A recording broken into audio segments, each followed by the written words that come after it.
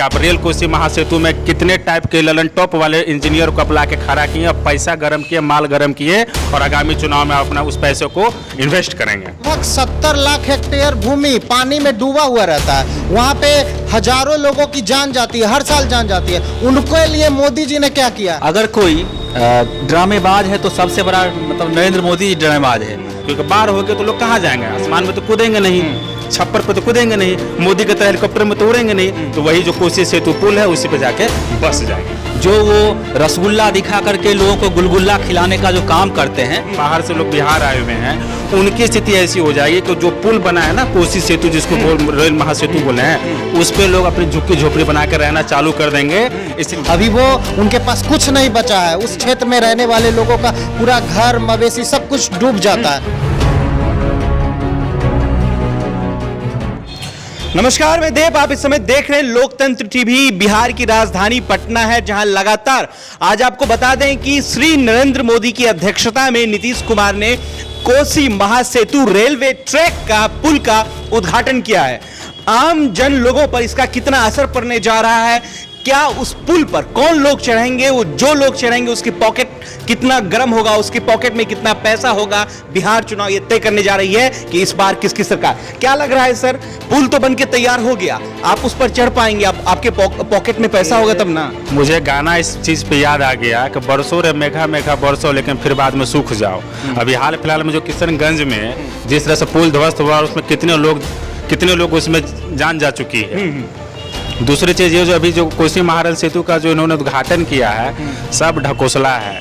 मैं दावे के साथ कह सकता हूँ कि अगर बरसात होगी 6 दिन लगातार तो वो भी जो है ध्वस्त हो जाएगा पुल। और नागरिक जो है जिस तरह से वो बेवकूफ़ बना रहे हैं, लोगों को सच्चाई पता चल जाएगी कि आप रेल कोसी महासेतु में कितने टाइप के ललन टॉप वाले इंजीनियर को अपला के खड़ा किए, पैसा गर्म किए, माल गर्म किए और आगामी चुनाव में अपना उस पैसे को इन्वेस्ट करेंगे। मनीष जी, बताया जा रहा है कि बिहार में चुनाव है, इसलिए ये तमाम तैयारियां चल रही हैं, इसलिए नए नए पुल का उद्घाटन किया जा रहा है ताकि आम लोगों पर जो चुनाव, जो यूथ हैं, जो टारगेट जिस यूथ को किया गया है कि बिहार में विकास की बहार है, इसलिए लोग जो हैं जेडीयू के तरफ, बीजेपी के तरफ, एनडीए की तरफ अपना रुख बदलेंगे। बिल्कुल, देखिए जिस प्रकार से आप देखेंगे बीजेपी सरकार का इतिहास, तो वो बस नाम चेंज, आप यूपी में देख लीजिए, योगी जी लगातार शहर का नाम चेंज कर रहे हैं, म्यूजियम का नाम चेंज कर रहे हैं। तो उसी प्रकार से आप देखिए इस पुल को मोदी जी ने नहीं बनाया है, यह पुल कई सालों से काम वहाँ पे हो रहा था, इन्होंने केवल उद्घाटन किया है। ठीक है, और आपको बता दें कि अगर मोदी जी को इतना ही, अभी चुनाव ही था, चुनाव में ही अभी बाढ़ आया हुआ था, बिहार का जो जिस क्षेत्र में पुल बना है, बन के तैयार हुआ है, उस क्षेत्र में लगभग 70 लाख हेक्टेयर भूमि पानी में डूबा हुआ रहता है, वहाँ पे हजारों लोगों की जान जाती है, हर साल जान जाती है। उनके लिए मोदी जी ने क्या किया है? आपको रिजल्ट मिलेगा 0, कुछ नहीं। कितना मवेशी मर गया, कितना लोग रोड पे आ गए हैं। तो यह पुल सीधे सीधे चुनावी तौर पे लोगों को मीडिया में, मेन स्ट्रीम मीडिया जो बीजेपी का पेड मीडिया है, वहाँ पे दिखाने के लिए, लोगों को मुद्दा से भटकाने के लिए। कोरोना महामारी में बिहार के लोग कितना परेशान हुए हैं, उसी उत्तर बिहार के लोग जो जिनके पास खाने के लिए अभी नहीं है, जहाँ पे पुल बना है वहाँ पे आसपास के जिला में 16 जिला ऐसा है जहाँ पे बाढ़ से हर साल लोग त्राहिमाम करते, करीब 60 लाख लोग वहाँ पे बाढ़ से परेशान होते हैं। उनके लिए कुछ नहीं किया मोदी जी। यह पुल आज का नहीं है, यह पुल करीब 2003 में यह अटल बिहारी वाजपेयी जी के समय में यह हुआ था। तो यह भी ये कहेंगे कि हमारी सरकार में, भाई आपके बाद तो कांग्रेस की सरकार आई, 10 साल कांग्रेस ने राज किया, उस समय उस पुल का कार्य हुआ है, उस समय पुल बना है। तो सीधे तौर पे यह चुनावी रूप से भुनाने का काम है, जो मीडिया में दिखा के और लोगों को, बिहार के लोगों को ठगा जाए। हाँ, 16 जिलों में बाढ़, बिहार क्यों नहीं होगा बीमार? जरा समझिए कि किस तरीके से 16 जिलों में अब बाढ़ का मार पड़ा है और अब नीतीश कुमार और देश के प्रधानमंत्री श्री नरेंद्र मोदी जी पुल उद्घाटन में लगा है। इसका मतलब साफ सुथरा शब्दों में अगर कहा जाए तो इस बार भी युवाओं को, दलितों को, महिलाओं को, शोषितों को, वंचितों को सीधा सीधा टारगेट किया जा रहा है कि बिहार चुनाव में अपनी पक्ष और अपनी दावेदारी जो है लाया जा सके। कह रहे हैं कि 16 जिलों में बाढ़ है, सरकार की निगरानी नाकामयाबी छुपाने के लिए पुल का उद्घाटन किया गया, यानी कि एक और बड़ा जुमला। इसको किस तरीके से देख रहे हैं? देखिए, मैं कहना चाहूँगा कि अगर कोई ड्रामेबाज है तो सबसे बड़ा मतलब नरेंद्र मोदी जी ड्रामेबाज है।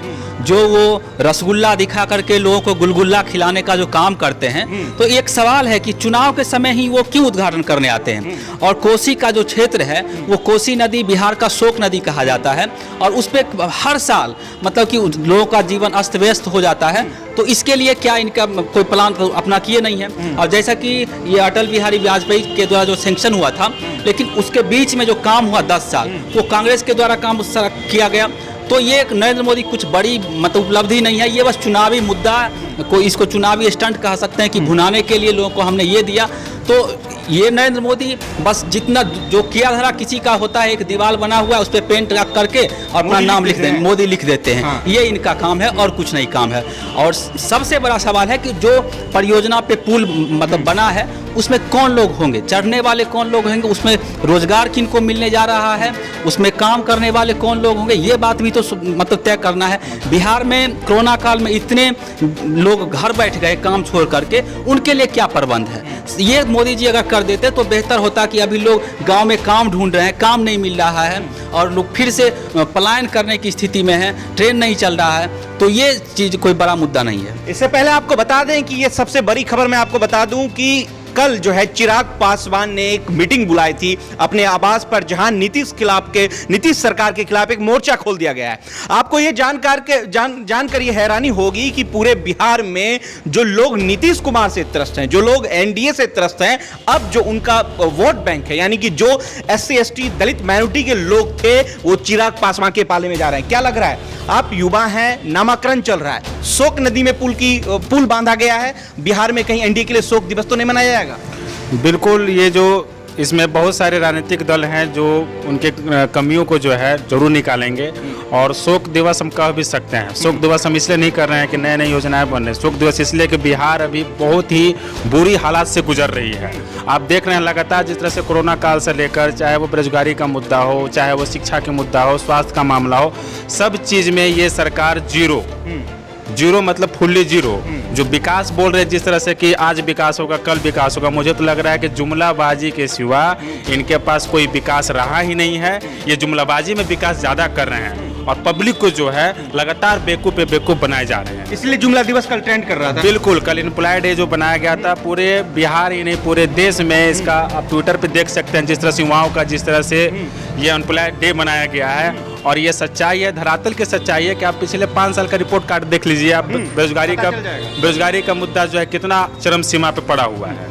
युवा जो है, युवाओं में चेतना है, लगातार अपनी वोट के एक वोट जो है कीमती है और इस वोट का इस्तेमाल किस तरीके से करेंगे कि आने वाली सरकार को ये पता चल जाएगा कि कितना महत्वपूर्ण है। चिराग पासवान जी की बैठक हुई है, मीटिंग हुई है, ऐसा कहा जा रहा है। सूत्रों के मुताबिक लगातार ये खबरें आ रही हैं कि नीतीश सरकार के खिलाफ नया मोर्चा का आगाज है। देखिए, चिराग पासवान जी किसी के खिलाफ मोर्चा खोले, सबसे पहले वो आरक्षण विरोधियों के साथ में खड़े होते हैं, इसलिए उनसे हमारी कोई सिंपैथी नहीं है। ऐसा नहीं है कि दलित ही दलित समाज का काम करेगा। तो चिराग पासवान जिस प्रकार से आप देखे होंगे अभी हाल फिलहाल में कंगना रनौत जैसी जातिवादी महिला के साथ खड़े होते हैं, जो महिला सीधे तौर पे आरक्षण का विरोध करती है, वो ये कहती है कि आरक्षण के कारण जातिवाद समाज में बना हुआ है। तो वैसे लोगों के पक्ष में खड़ा होना, तो चिराग पासवान कुछ भी करे उनसे हम लोगों का कुछ नहीं है। सीधे तौर पे एनडीए के साथ वो खड़े दिख रहे हैं, बीजेपी के साथ खड़े दिख रहे हैं। तो मेरा ये कहना है कि जो बीजेपी के साथ रहेगा उसके साथ बिल्कुल नहीं, उसके अगेंस्ट में ही हम लोग रहेंगे। शोक नदी पर तैयार किया हुआ वो पुल क्या मोदी सरकार के लिए जय या पराजय? बिल्कुल पराजय, क्योंकि बिहार पूरा दंश झेल चुका है मोदी सरकार और नीतीश कुमार के जो दोनों का यहाँ के गठबंधन है उसको झेल चुका। देख सकते हैं उसका सबसे पुख्ता उदाहरण है कि उनके अलायंस पार्टनर जो लोजपा है, चिराग पासवान लगातार उन पे सवाल करते आ रहे हैं। तो इनसे बड़ी उदाहरण तो मैं नहीं समझ सकता हूँ कोई, अगर आपके सहयोगी दल ही सवाल उठा रहे हैं आपके कार्यों पे, तो ये सबसे बड़ा उदाहरण है कि एनडीए खुद कमज़ोर है उसका, और आने वाले चुनाव में पूर्ण रूप से ये बिहार से खत्म हो जाए। शोक नदी पर मोदी सरकार के लिए, शोक नदी पर बना हुआ पुल मोदी सरकार के लिए जय या पराजय?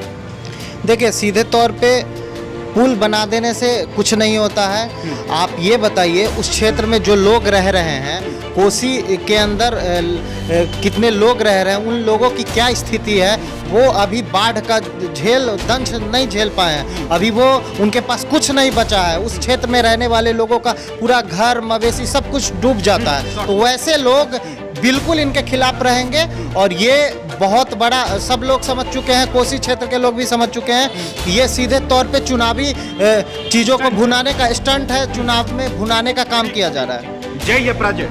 बिल्कुल पराजय है। जिस तरह से देख रहे हैं कि हमारे कोसी क्षेत्र के आसपास में जिनकी जो जीवन यापन है किस तरह से चलती है, ये सब लोग जानते हैं। बाढ़ आते ही आपको पता चल जाता है कि कितना अंश पानी डूबा हुआ है, घर में घुसा हुआ है। वो लोग एडजस्ट नहीं कर पा रहे, ना खाने पीने का, ना किसी चीज़ का उन लोग को मुहैया होता है। ऊपर से कोरोना काल में लगातार देख रहे हैं पलायन पे पलायन हो रहा था, बाहर से लोग बिहार आए हुए हैं। उनकी स्थिति ऐसी हो जाएगी कि जो पुल बना है ना, कोसी सेतु जिसको रेल महासेतु बोले हैं, उस पर लोग अपनी झुग्गी झोपड़ी बना कर रहना चालू कर देंगे। स्थिति ये हो जाएगी कि सरकार भी वहाँ किसी को डगमगा नहीं सकती है। ये आज का फिलहाल और आज का ये ऐसा होने जा रहा है, क्योंकि बाढ़ हो गई तो लोग कहाँ जाएंगे? आसमान में तो कूदेंगे नहीं, छप्पर पे तो कूदेंगे नहीं, मोदी के तो हेलीकॉप्टर में तो उड़ेंगे नहीं। तो वही जो कोसी सेतु पुल है उसी पे जाके बस जाएंगे। ये मोदी सरकार का जिस तरीके से आपने इन तीनों लोगों की बात, जो पटना से ताल्लुकात रखते हैं, पटना सिटी से जो ताल्लुकात रखते हैं, इन तीनों लोगों का जो आपने जुबानी सुनी, जो इनका बात सुना, ऐसा मालूम होता है कि शोक की नदी यानी कि कोसी में तैयार किया गया महासेतु पुल इस बात का कहीं प्रमाण ना दे दे कि भाजपा को ले उड़े, उखाड़ फेंके। क्योंकि आपको मैं बता दूं कि इस कोसी नदी से शोक क्यों कहा जाता है, समझ लीजिए कि आसपास के जितने भी क्षेत्र हैं, गांव है, कस्बा है, जिले हैं, सब में पानी आ जाती है, बाढ़ आ जाती है और इस बाढ़ से लाखों लोग प्रभावित होते हैं और इस बाढ़ से लाखों लोगों की संख्या जो है बाढ़ में फंस जाते हैं, रह जाते हैं। तो इस बात का दंश कहीं एनडीए सरकार ना इस बात को झेल ले कि जो शोक नदी पर तैयार की गई महासेतु रेलवे ट्रैक है, जो 2 किलोमीटर जिसकी लंबाई बताई जा रही है, उस ट्रैक पर जो तैयार की गई पुल है, वो पुल कहीं एनडीए सरकार को उखाड़ ना फेंक दे। इस बात का आसार जो है देश की युवा यानी कि बिहार की युवा, पटना की युवा दे रही है।